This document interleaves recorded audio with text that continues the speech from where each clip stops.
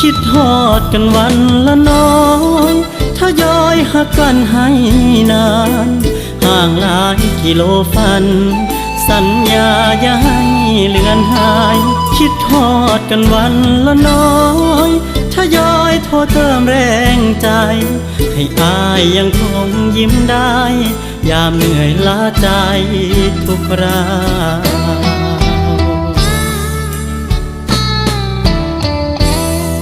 เก็บใจ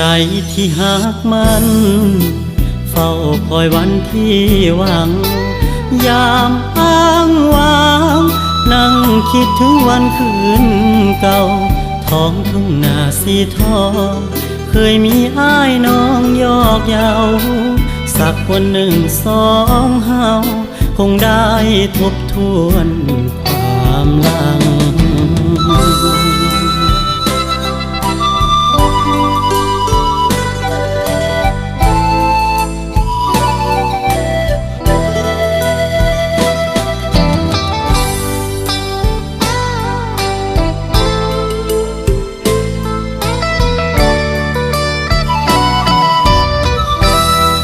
คิดฮอดกันวันละน้อ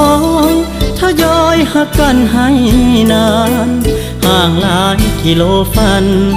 สัญญา